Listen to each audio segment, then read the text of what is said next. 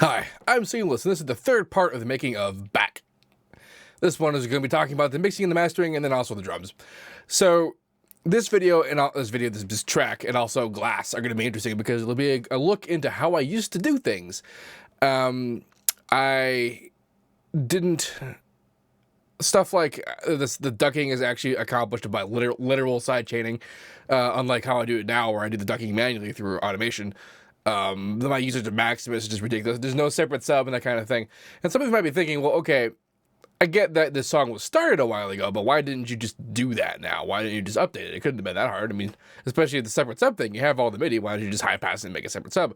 Well, and the reason for that is that the weird things that I did in this song to make the song sound like a song, it no longer sounded like this song if I didn't do that. And I'm sure plenty of you have run into that, where you do something through some stupid way, and then you try to make it more efficient, and you just lose some part of it. And part of that is just because, you are making it different, but the other part is that, like, you're just used to hearing it in some way that it's just hard to get away from it. And that's totally what happened with this song. So, let's look at the actual drums by themselves. Do, do, do, do, do. There's actually a lot of these things because I have Superior Drummer involved.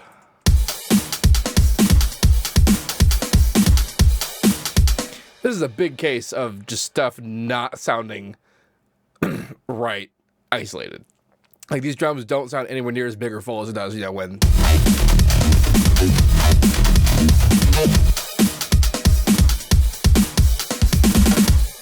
This is very not, whatever by itself. That's pretty part of the course. If this is news to you, then I guess you're welcome.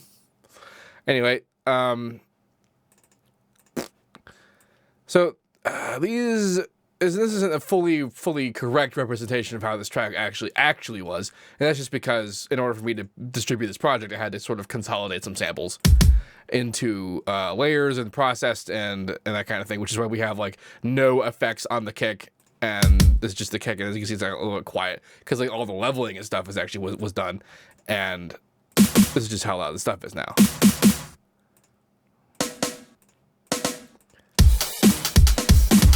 But another part of a big part of this is that I'm using Superior Drummer, and a huge part of the tone is just coming from Superior Drummer.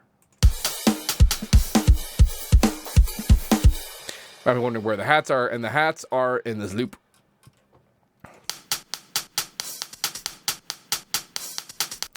Now, you can kind of hear that, but it sounds like there's a little bit of ducking going on there, and that's because there is. In the original project, I had the hats on in a bus, and then they got sidechained with the limiter from the kick and the snare, so that the kick and the snare kind of hit in there, and they filled in and they came together. Yeah, so that all is not super, different or confusing or whatever, but so the weird part kind of comes from Superior Drummer.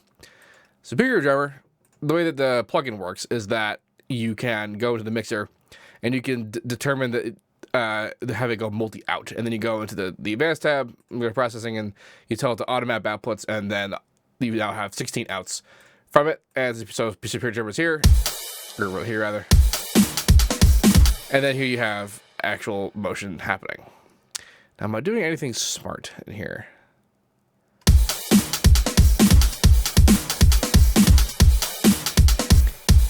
It would appear I'm using the snare from the Superior Drummer to duck the hats, which is interesting. And this thing gets its own bus.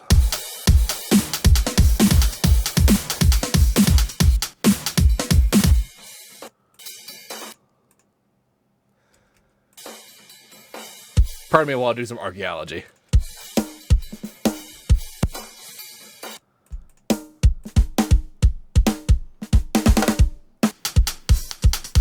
So these definitely still have the mixing in here. So like this one.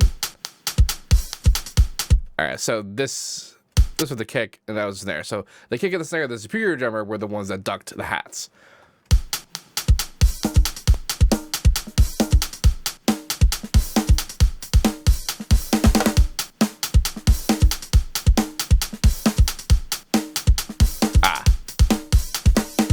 I see what happened now. So these got linked up in here, and they got bussed together, and then ends up being the out, and these go into the drums bus along with the rest of the synthetic drums.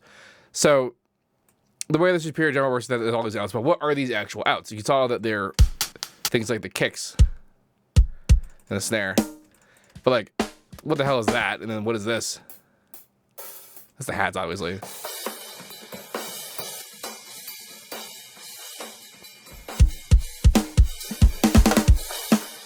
So here's some ducking that's actually still happening.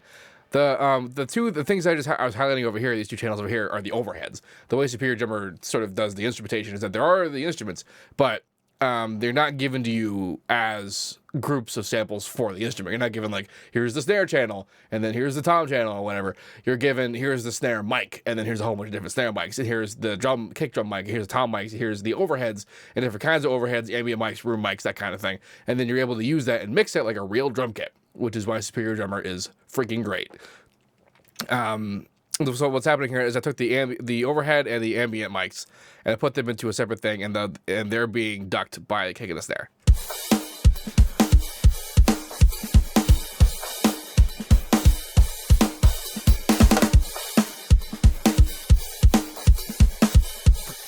Big ol' EQ here to kind of accentuate the highs. You lose highs a lot faster with drums than you do a lot of other things.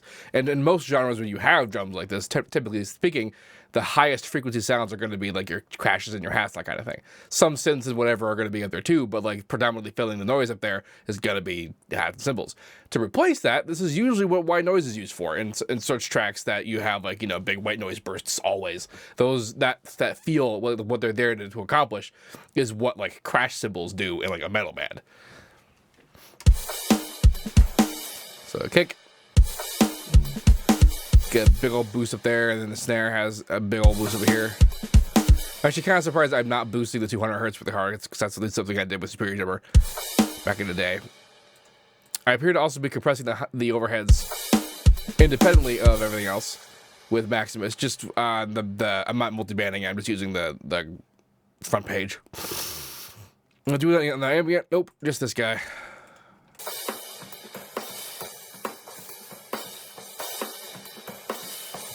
Kind of made it less sharp. And I appear to have brought down the highs actually on this particular one. It must have been too high. And it does kind of still feel high considering it's EQ'd down. So that must have meant that it was very, very high. It's like without all the various effects.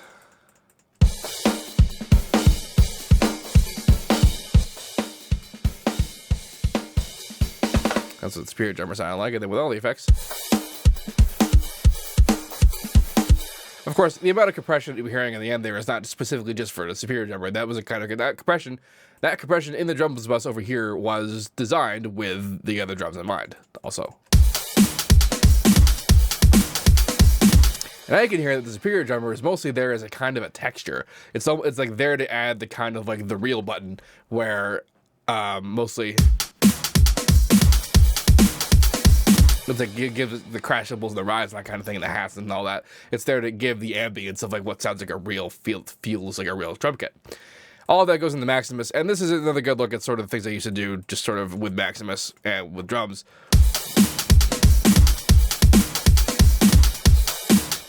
I'm like really compressing this hard to keep it. Actually, no, I'm pulling it up and pulling it down. So what happens when you drag the point out here, because normally it's like over here, but when you drag it over here, it's about the same as if you had just turned it up. Difference being that now it being this loud is determined by the time variables, like how fast it can move around. So you can see how the high frequencies have a faster time variable than the mid frequencies, and this is because the time variables are essentially how fast the compressor can react to the information that's given. And if you react too fast, because it can react very fast enough, it can distort the waveform because it's reacting faster than the oscillation of the note itself. So this means that mid frequency, low frequencies you generally don't want, unless you want to distort, you don't want it to go very fast because low frequencies have very long periods, very long oscillations. Mid frequencies faster oscillations. High frequencies are very fast, so you can have very fast compression and it'll do the job right. Too slow compression will give you that kind of muddy, over compressed feeling. It's not snappy enough, and if you can barely feel like how that works, which sometimes can be cool. And actually, a lot of that is being used here to kind of give us the feeling of compression. Most notably on the actual master bus here, the release time is faster than it is by default, but it's there enough to give us a little bit of that kind of breathy feel, which is common for this genre. It's like a big part of how the genre felt is the really overcompressed kind of sound. It's just that to get it kind of balanced to the point where it will work well enough for that, you need to use a bit more quote-unquote transparent compression. And that gets us the drums. Oh yeah, I want to point out, I forgot to mention, that this project, along with every other project on the EP, are available for purchase. So that you can have this FLP. This precise project that we're looking at right now is the one that you'll get if you elect to buy it for yourself. And you can do that at the Fixed Store, which will be linked in the description of this video. You can get individual ones too. There's the deluxe EP, so you can get the album, but you can select individual tracks to be purchase. Oh my god. Yep. So those are our drums. Now mixing everything else was really very easy. This guy here, a lot of this was sort of sound design related, but like this big old bump I have in the bottom is just there so that there's a bit more of a consistent sub presence. Although what's going on right now when I solo it is precisely why you usually want to have a separate sub.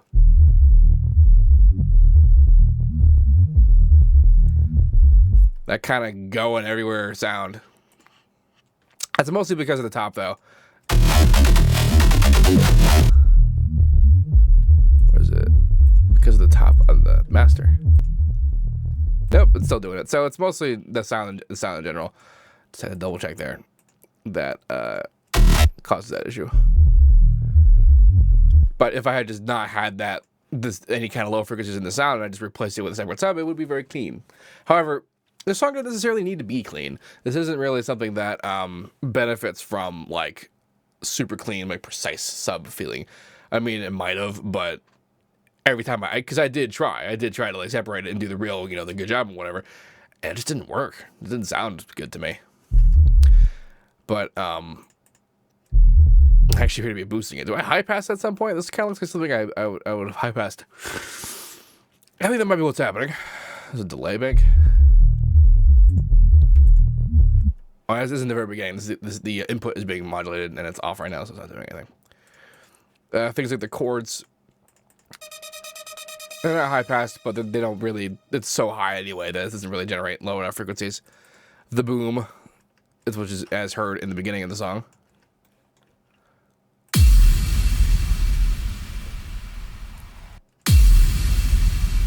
And then this guy. Not a lot of mixing required for this kind of thing because they are kind of they appear separately. This dude. So this guy has a high pass. I generally recommend that you high pass stuff. You actually might find some literature out there that says that the high passing might not be the greatest idea in the world because it'll damage like the phase relationship. And they're not necessarily wrong about that, but whether or not that matters is sort of up to you, or whether you can detect that it's doing anything that bothers you. But the whole point of the high passing stuff, though, and then the separate sub, is that like you want the least conflict possible in the low end, because then it makes mixing, mastering it all just so much easier. Not a lot of things going on. The NLJ just kind of is just what that sounds like. This is the snare build, and this only happens after the break.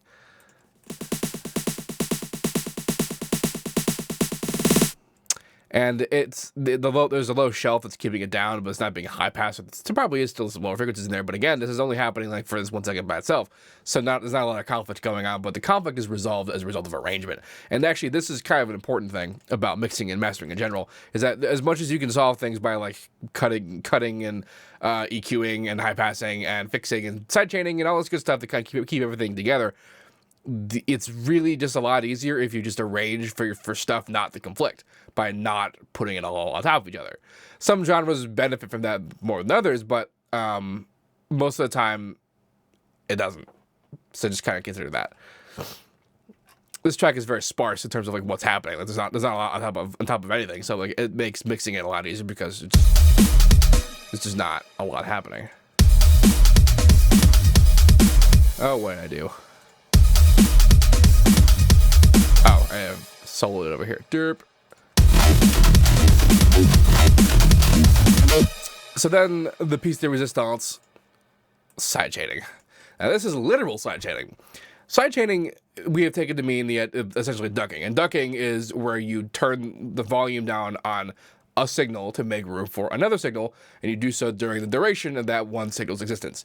Point being that you do it fast enough that it's not super noticeable when you've done it, or sometimes you can do it hard enough that it is noticeable because it sounds awesome. That's a little bit of both going on here.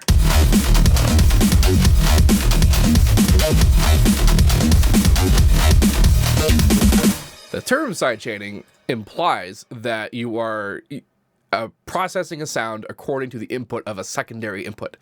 So, for example, the sound coming in here is all the synths going into these compressors, but it's being processed according to the side input of the kick and the snare independently, respectively to these two guys, kick and snare. And the purpose of this, of course, is that we're creating a giant hole where the kick and the snare live, so that we don't have to worry about like sort of traditional mixing methods. And so traditional mixing methods are doing things like finding how low the kick is. Like this particular kick exists like what? At 50 hertz, that's pretty common for kicks to kind of just be down there. So then you would go to the bass frequencies and you would kind of scoop out 50 hertz, and that would mean that you would increase your headroom because there wouldn't be as much conflict at 50 hertz.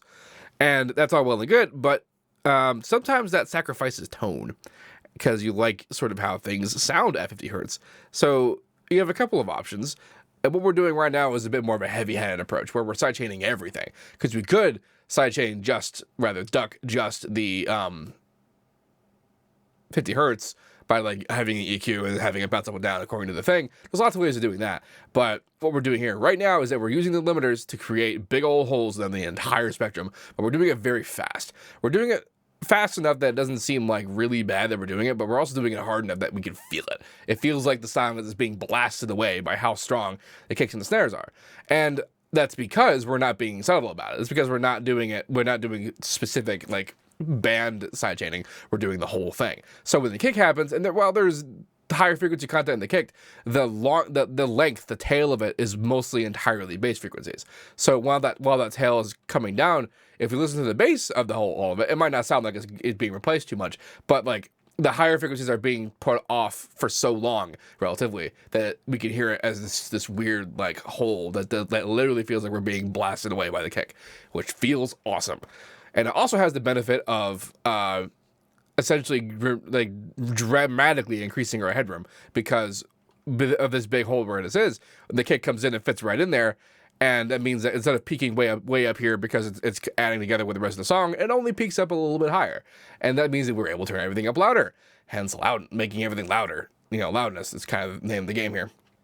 I didn't push it as hard as I possibly could for this song because as much as modern advancements in mixing and sort of understanding meant that we could have pushed it harder, it just wouldn't have sounded right for this style of this song. So it was really just a kind of a to-ear thing. And it just happened to turn out to be a little bit less than my typical kind of ultra loud tracks. And then all of this comes together as the master. Like, I have the drums in the sidechain here. Like, these are the two main groups, right? Here's all the synths, here's all the drums. And here we can see a little bit of an anomaly. One more sort of newer idea about my mixing and mastering is that I usually say that I want to keep the drums and the sidechain, the synths, different than level. I want the drums to peak generally higher than the synths, but in this case we're doing kind of the opposite. The synths are peaking higher than the drums. What's up with that? Well, that has to do again with just the feel of everything. This song wouldn't benefit from having the kind of ultra punch and clarity that like a modern bro step track would. It really would not work. This is a much smoother sort of older genre, and you have to be conscious of that. This is like, you know, when you're making a period piece TV drama or whatever set in some time period, you're not going to have like a new car in there, right? That's the sort of thing you have to pay attention to when you're doing this sort of stuff. I mean, you also just don't have to pay attention to it, but then you might notice the decisions that you're making are based on your idea of just being like, oh, this doesn't sound right when I do it this way, but it sounds right when I do it this way. And the ways that you do it that sound right end up being just because, well, that adheres closer to the idea of what these sorts of songs were like when they were the main deal, the main thing. So you don't really need to think about it. You just kind of, you know, maybe do it the way you want it to sound, and then it'll work out. So other sorts of things that I don't do anymore includes what's happening in the bass on the master here.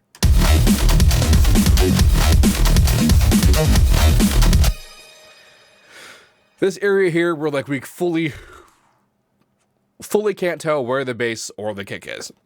And this is because these days I like to actually have some dynamic range in my bass, where there's usually a shelf that represents kind of the bass and then a kick drum that peaks relatively higher.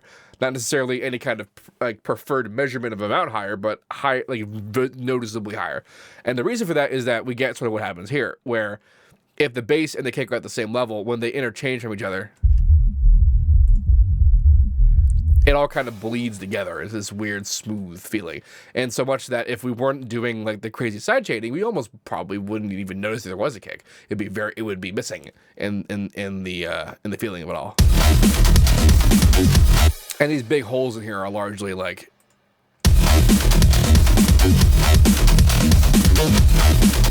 largely the snare and sometimes the kick cutting the bass off, so it adds up less. It's very hard to keep track. And like, I did this because I was just like, oh, it needs to be more bass. So I just put more bass in there. It's all at 0 dB. And then I have bass. It's kind of an older technique. Here's some more similar ideas about dynamic range.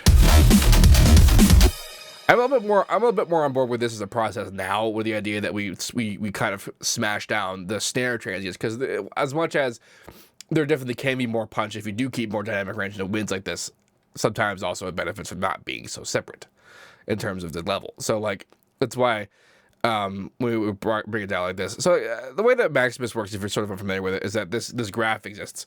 Typical compressors, like the ones we got up here in the limiter, when you move around the threshold and ratio, you might see one of those graphs. And that's kind of what this graph represents, being like, here's the ratio, rather here's the threshold, and then there's the ratio. But then there's like sort of this extra stuff, and you're able to do, of course, crazier things with the graph that have no real representation in a typical threshold ratio relationship. What's happening here, we look at this being an input-output graph, and so the output changes according to what we do with this graph. So it's being limited here, but it's also being turned up a little bit. So when it goes above the limit, you can see that it pushes it down to keep it below the limit. But then when it moves down, and it's like, if it comes up and it's being minus 12 dB, it's going to get pulled up to being like minus, I don't know, 10 or whatever. So that's why we can see it's being pulled up here, but also being pulled down. So it's at the same time expansion as this compression. I mean, it's entirely compression because we're reducing the dynamic range, but it's doing it both by pushing down and pulling up. Same deal with the highs, although it's mostly pushing down because the highs are just super duper huge. Same deal with the drums in terms of like time variables. In the case of here, I took advantage of a particular weirdness of Maximus, and that's the LMH delay knob over here. The delay, what this represents, has a bit of a confusion, because you can see here how the thing says ahead, and you might be thinking to yourself, okay, cool, that's look ahead delay, and that's really not look ahead delay. LMH delay actually is look ahead delay, but the LMH stands for low, mid, high. That's because on the master, the attack knob does what the LMH delay knob does. And what it does is that the input will happen when it happens, but then it'll delay the output, and the compression will engage according to the input, and it'll have a curve or delay that won't act. It won't, like, the delay is as such that it's delayed until the curve itself is fully activated, and you can tell how long that is or whatever. And part of sort of how this song feels is a result of pushing the LMH delay rather high. So you can see up there it says LMH look ahead delay, and look ahead window, which is a little bit what that does. That's not entirely true, entirely accurate with how that behaves. The naming scheme on all of these kind of bugs me, but it's really hard to see. Let's see if I zoom in on. Yeah, all right. So we can see it in action. The purple here is the input, and then you can see this is big cut, and then we get the actual output. So what the practical reality of this is that the compression actually engages very slightly right before the hit. So it's actually like it's being pre-ducked. And as a result, we get this strange kind of like pulsing motion. Like if I just crank it real fast.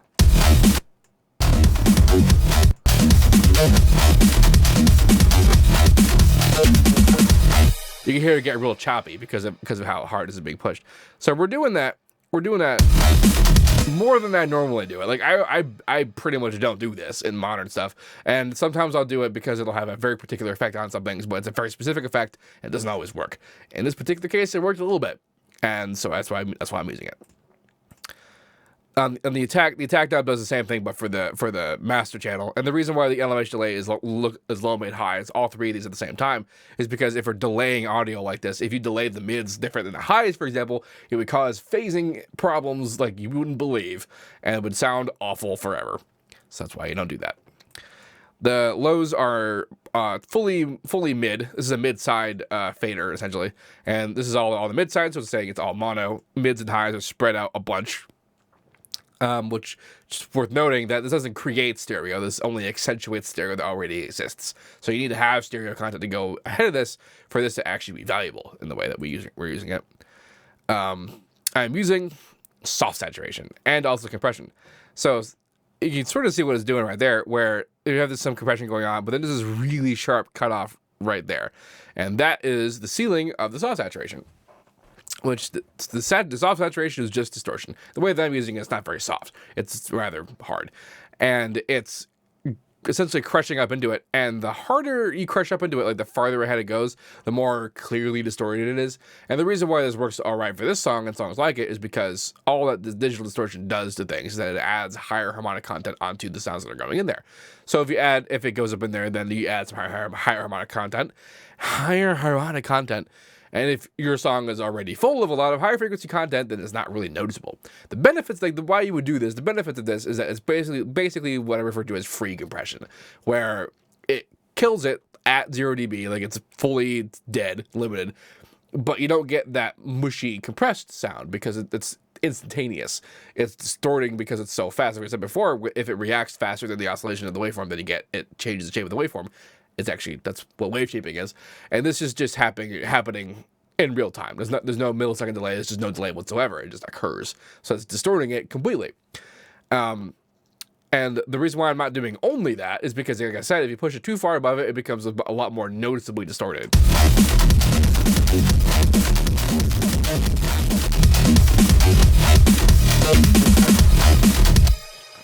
And so this is where I'm using compression, but it's not limiting. It's actually like a ratio of almost slightly less than 2 to 1. So this means we get the best of both worlds. It's compressing it, it's not doing it too fast, so we don't get the typical overcompressed sound.